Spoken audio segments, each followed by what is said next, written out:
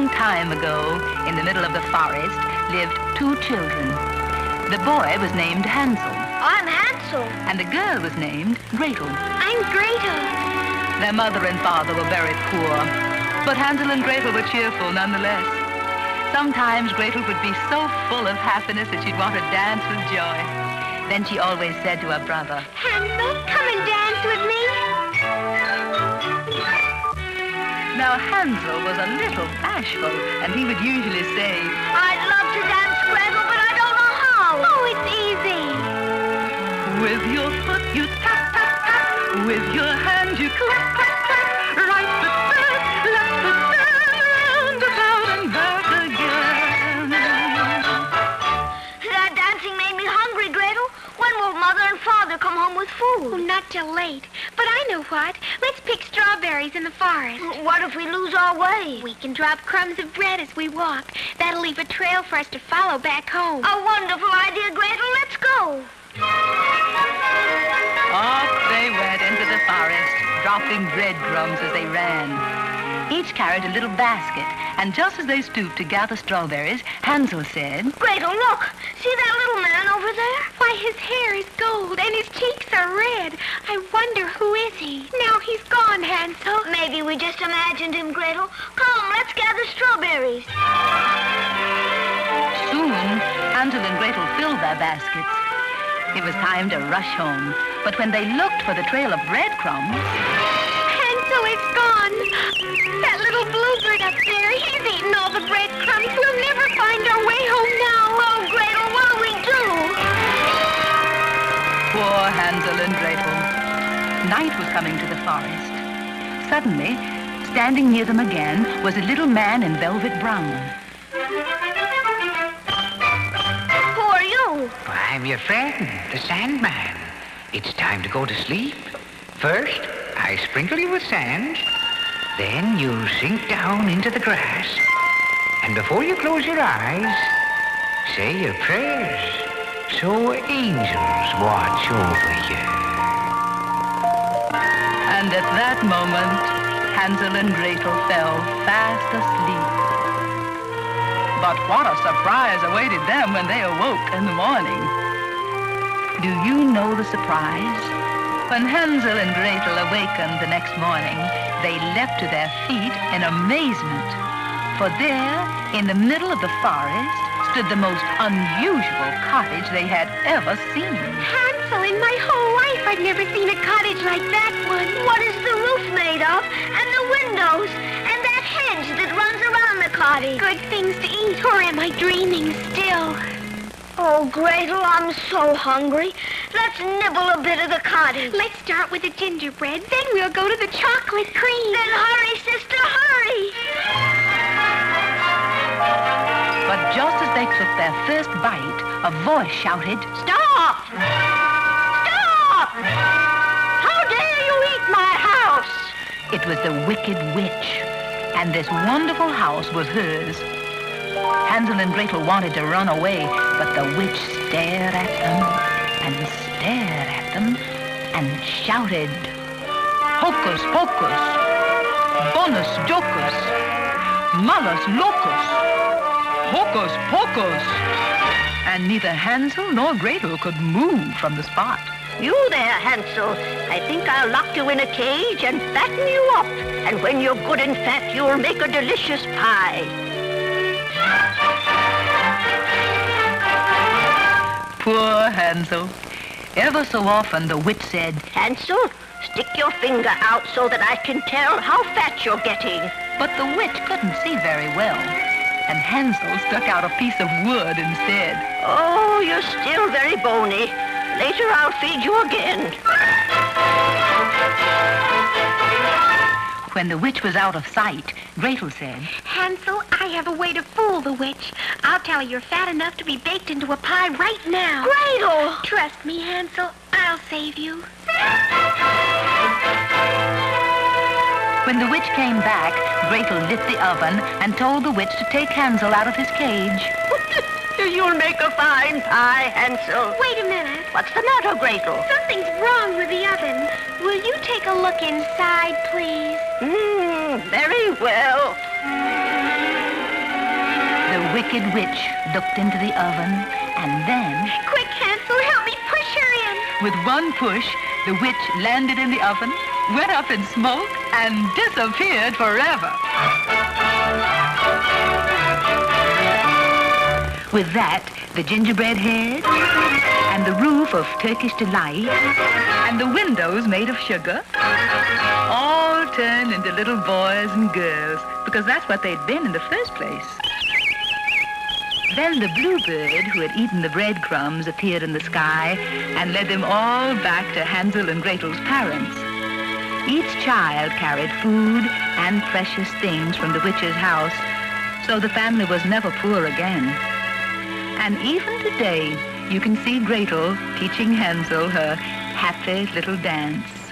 With your foot you tap, tap, tap. With your hand you clap, clap, clap. Right foot first, left foot then, round about and back again.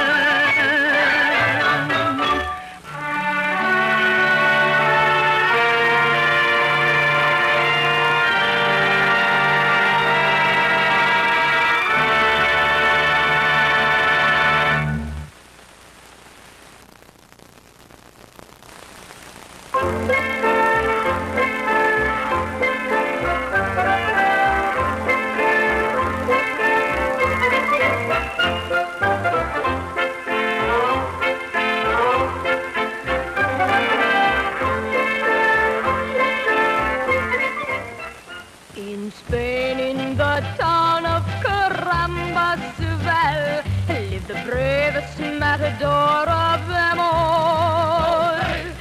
His name was Juan Pablo Garcia Miguel. He was 3 feet and 2 inches tall. When I'd cast a cloak or caramba swell, Juan Pablo would run to his bed. But he'd never dream of a big ice cream hill. He would dream of the bullfight instead. Señoras y señores, it is time for the biggest bullfight of the year. Today, we have the biggest bull ever to fight, El Toro Diablo, the devil bull. And fighting him, the only matador in all of Spain who is brave enough to enter the bull ring with Diablo, Juan Pablo Garcia Miguel. And here comes the man.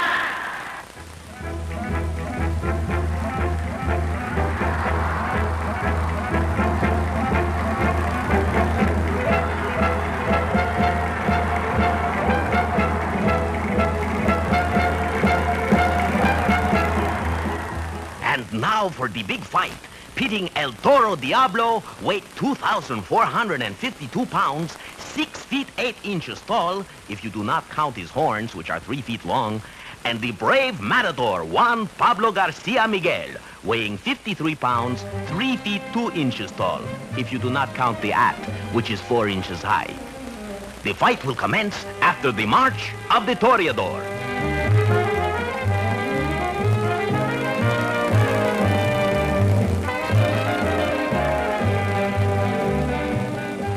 Señores y señores, it is time to start the big fight. Here comes El Toro Diablo. And now, here comes Juan Pablo, carrying only a red cloak and his wooden sword. Poor Pablo, poor Juan Pablo, at bullfighting he must be good. For there he is alone with the great big bull, and his sword is made of wood. And now, El Toro rushes Juan Pablo. Ah, what form, what grace. Juan Pablo steps aside as El Toro rushes by. Uh-oh, here he comes again. Caramba! Juan Pablo stood his ground, and the bull barely missed him. What bravery, what skill. And here comes the bull again. El Toro seems to be tiring. Here he comes. And boys and girls, Juan Pablo has ignored his sword and thrown the bull to the ground with his bare hands. But El Toro Diablo, the biggest bull ever to enter the bull ring, is just lying there. He is afraid to get up. And now, Juan Pablo pulls him by his horns and rides the bull around the ring. Hola! Strike up the band! In Spain, in the town of Carambas-Seville, lived the bravest matador of them all. His name was Juan Pablo Garcia Miguel. He was 3 feet and 2 inches tall. When night cast a cloak o'er Carambas-Seville, Juan Pablo would run to his bed. But he'd never dream of a big ice cream hill.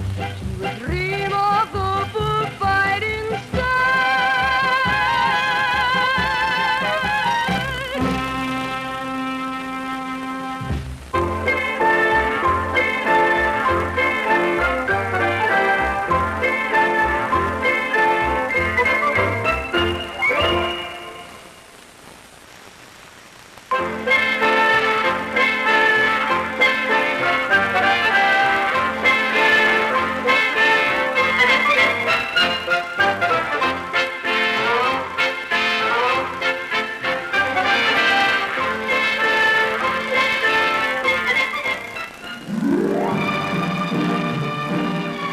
The Sultan of India had a beautiful daughter, the Princess Nuranahar. Many young men sought the hand of this lovely young girl, but to no avail. The Sultan turned them all away. Only a prince could be worthy of my daughter. One day, 3 handsome princes arrived, each seeking Nuranahar as their bride. The Sultan spoke to them. I will decide upon one of you young men, but that one must please me with an unusual gift. I give each of you 1 week to find such a gift.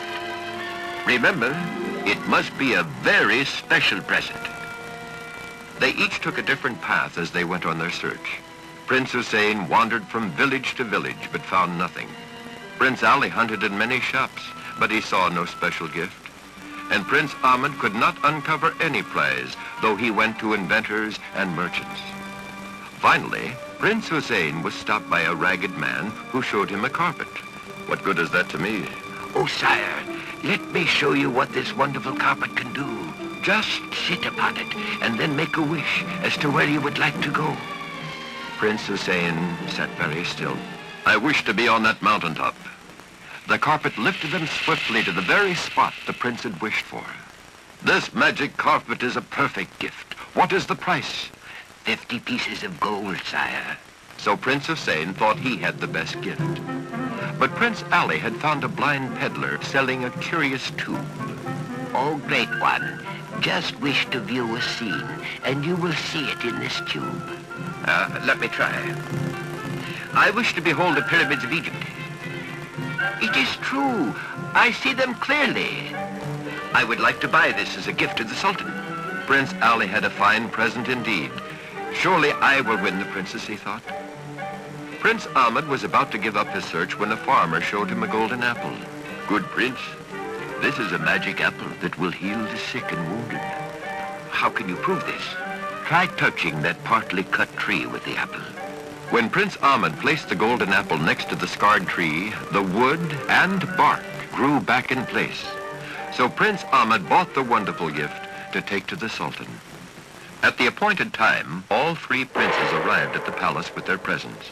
After seeing each gift demonstrated, the Sultan spoke. It will be hard to decide. First, I must tell you that the princess has been kidnapped by a robber king. The prince I select must be brave enough to rescue her. Prince Ahmed said with a frightened voice, Sire, I am not a fighting man, so I must withdraw. Prince Ali lost interest too. I am not too well, Your Highness. I would not make a fitting husband for the princess. But Prince Hussein said, I love your daughter, sire. Allow me to search out her captors. Well said, young prince. Here, I give you the golden apple, the magic tube, and the flying carpet. Bring back my daughter, and she is yours. Seated on the carpet, Prince Hussein looked into the tube and wished to see the princess. The magic tube showed Princess Nuranahar in a robber tent, watched over by guards. Flying carpet, take me to the robber camp. Swiftly, it rose and sped out into the sky. Prince Hussein flew over rivers, lakes, mountains, and valleys. Then, as it grew dark, the desert seemed to speed by under him. At last, he could see the tents of the robbers down below, and the carpet carried him to the ground. Behind a tent, he wrapped the carpet about him and started to look for the princess. But guards seized him. What are you doing here? Oh, I've come to see your chief. Then you must be a doctor we sent for to attend our leader. Yes, let me attend him. The prince found the robber chief very ill. You are dying, but I will cure you on one condition. That is, if you give me the captive princess.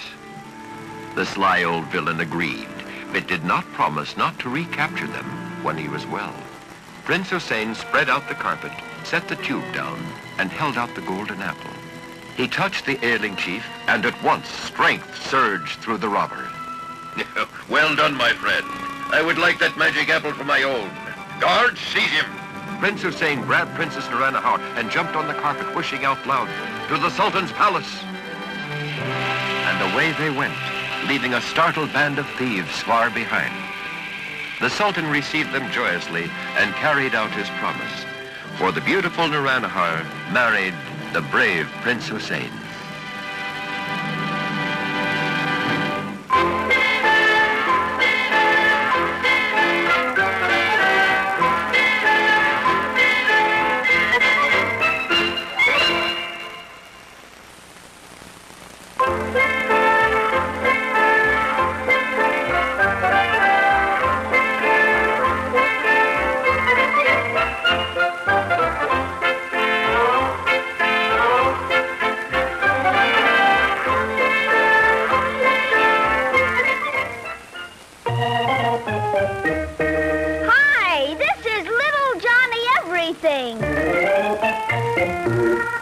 Johnny everything, he can be most anything. He'll just make believe and sing, I'm little Johnny everything. That's me they're talking about. I know a little boy who lives across the street from me. He's always very busy playing what he'd like to be. He makes believe he's someone else, it makes no difference who. Why, at this very moment, he could make believe he's you. Because he's little Johnny everything. He can be most anything. He'll just make believe and sing, I'm little Johnny everything. Yes, that's true. I can be most anything by just making believe. I can be a policeman, or a pilot, or a sailor, or a fireman, or a milkman with his shiny white truck full of bottles of milk and cream. Say, once I made believe I was the milkman, and this is how it happened. Now Mother had to make a cake, but she had no milk or cream. The milkman hadn't come yet, but Johnny had a scheme. He put some empty bottles in his wagon right away and said, Now I'm the milkman. How many quarts today? Because he's little Johnny everything. He can be most anything. He'll just make believe and sing, I'm little Johnny everything. When I grow up, maybe I'll be a policeman. That's 'cause I like watching Mr. Michelson with his bright blue uniform and his silver badge. He directs traffic on the corner, and the cars stop every time he holds up his hand. One day, when I went to my schoolyard, that gave me an idea. Now in the schoolyard near the house, the kids all come to play. They roller skate and ride their bikes right in each other's way. So Johnny runs right up to tell them when to go and stop. He says, There's too much traffic here. I'll be your traffic cop. Because he's little Johnny everything. He can be most anything. He'll just make believe and sing, I'm little Johnny everything.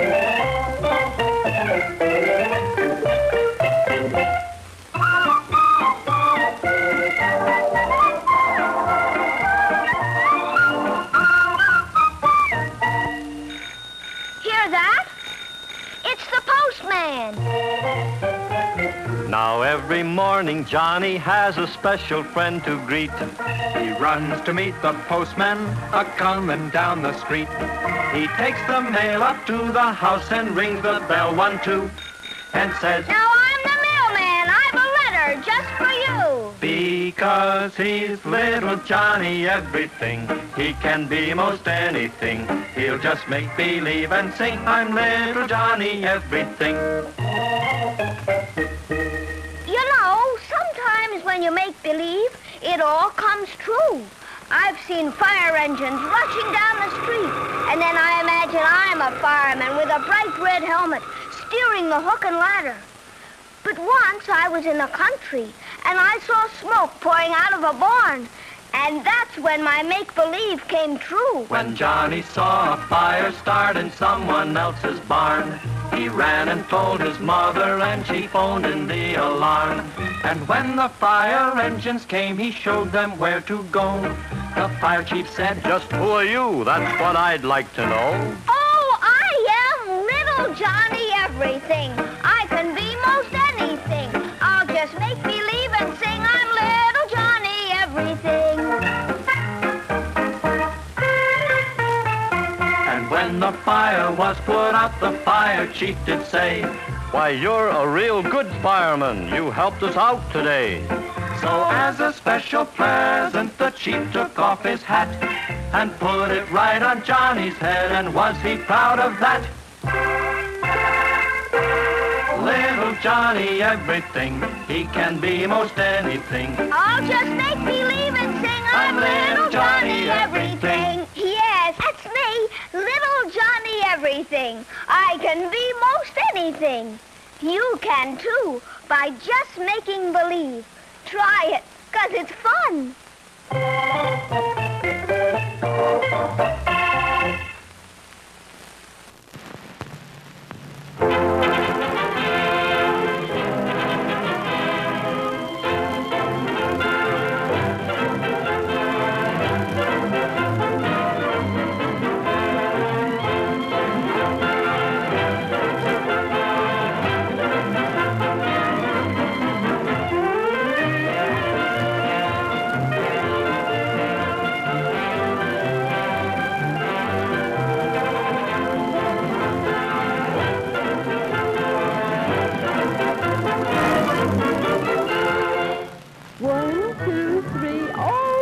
Like Mama's big man, see?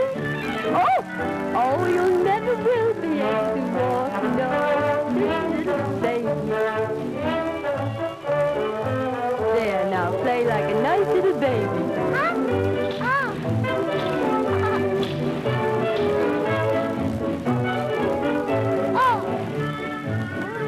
no baby.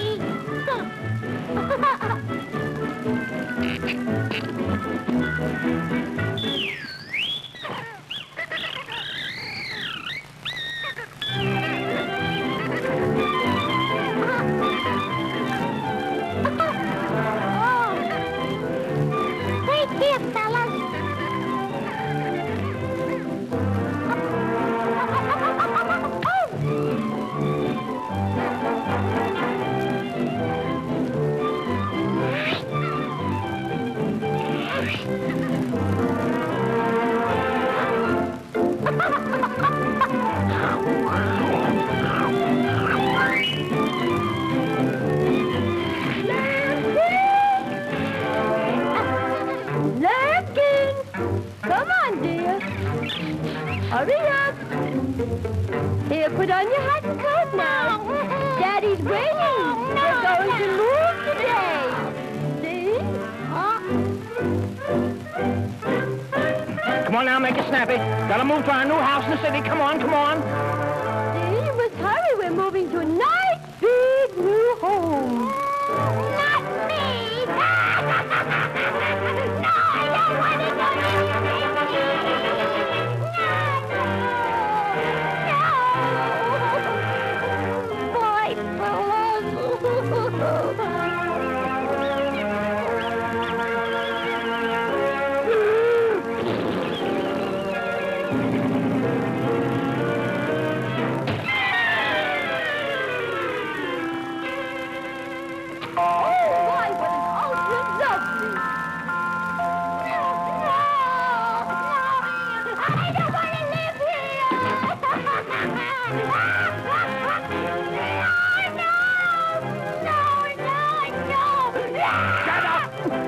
this is where we're going to live. Yeah!